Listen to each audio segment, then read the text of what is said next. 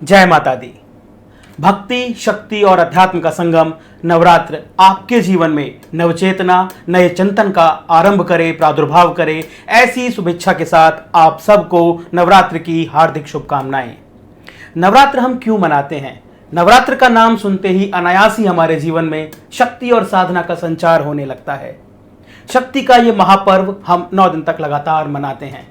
अपने अंदर के राम को जगाने के लिए, अपने अंदर की आदि शक्ति को जगाने के लिए हम नवरात्रि मनाते हैं।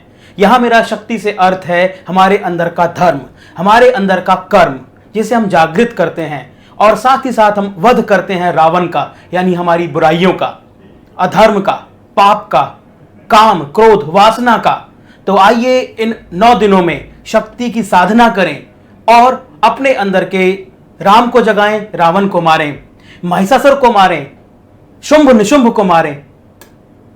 तो चलिए शुरुआत करते हैं आज के इस पावन दिन की। आज के दिन हम मां शैलपुत्री की पूजा करते हैं। मां शैलपुत्री की एक मार्मिक कहानी है जो जुड़ी हुई है उनके पिछले जन्म से। पिछले जन्म में मां शैलपुत्री सती के रूप में थी और उनके पिता प्रजापति दक्ष थे। प्रजापति दक्ष ने एक यज्ञ किया और उस यज्ञ में सभी देवी देवताओं को बुलाया, लेकिन उन्होंने महादेव स्वयं शिव को नहीं बुलाया। शिव के ना बुलाने पर और उनके मना करने के बावजूद भी सती अपने पिता के उस यज्ञ में गईं। वहां उनको शिव का तिरस्कार और अपना तिरस्कार झेलना पड़ा।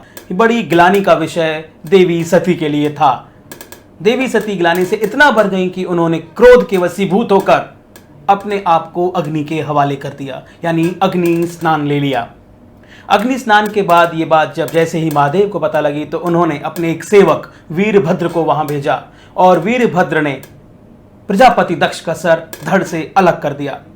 काफी मिन्नतों के बाद, काफी उनकी पूजा अर्चना के बाद एक बकरी का सर दक्ष के सर पर लगाया गया। इस कहानी से हमें 2 सीख मिलती हैं। पहली ये कि हमें कहीं भी बिगर आमंत्रण के, बिगर निमंत्रण के नहीं जाना चाहिए, और दूसरी ये कि हमें अपनी इंद्रियों पर काबू रखना चाहिए। जैसा कि सती के रूप में आपने देखा कि उनका क्रोध पर नियंत्रण नहीं रहा और उन्होंने अग्नि स्नान ले लिया। इन दोनों सीखों के बाद इसके बाद इस कहानी में ये हुआ कि देवी सती को पुनर्जन्म लेना पड़ा और वो पर्वतराज हिमालय की पुत्री के रूप में इस धरा पर जन्म लेती हैं। और इस धरा पर जन्म लेने के बाद उनका जो नाम होता है वो शैलपुत्री होता है। पर्वतराज हिमालय की पुत्री होने के कारण हम इन्हें शैलपुत्री के रूप में जानते हैं, क्योंकि शैल का एक अर्थ पत्थर या पहाड़ होता है। पहाड़ की पुत्री या पर्वत की पुत्री शैलपुत्री हम सब के लिए आराध्य हैं। नवरात्र में पहले दिन हम माँ के इसी रूप की पूजा करते हैं। इस दिन साधक का मन, इस दिन हमारा मन मूलाधार चक्र में होता है। चलिए अब यात्रा का आरंभ करते हैं और इस यात्रा में जो मैं कुछ सारथी और कुछ सहयात्रियों के बारे में बताता हूँ।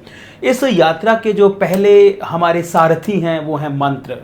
मंत्र हमें क्यों उच्चारित करने चाहिए, कैसे उच्चारित करने चाहिए और किस दिशा में बैठकर उच्चारित करने चाहिए, वो मैं आपको आगे बताऊंगा। लेकिन सबसे पहले मैं आपको ये बता देता हूँ कि मंत्र आखिर होते क्या हैं। मंत्र मन पर नियंत्रण करने का पहला साधन है।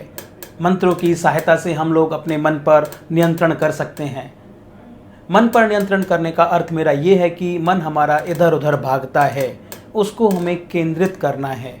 वो केंद्र हम लोग मंत्र की सहायता से कर सकते हैं। यानी जो हमारी यात्रा है, हमें सहस्त्रार्थ तक लेके जानी है, कुंडलिनी जागरण करना है। अभी हम मूलाधार चक्र में वास कर रहे हैं और मंत्रों की सहायता से, यानी मंत्र हमारे पहले वो सारथी हैं जिनकी सहायता से हम लोग आगे चलते हैं।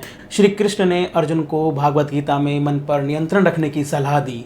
उन्होंने कहा, मन से बड़ा बहरूपी ना कोई, पल पल रचता स्वांग निराले। मन से बड़ा बहरूपी ना कोई, पल पल रचता स्वांग निराले। माया ममता में उलझा रहे, पड़ जाए जो इस मन के पाले।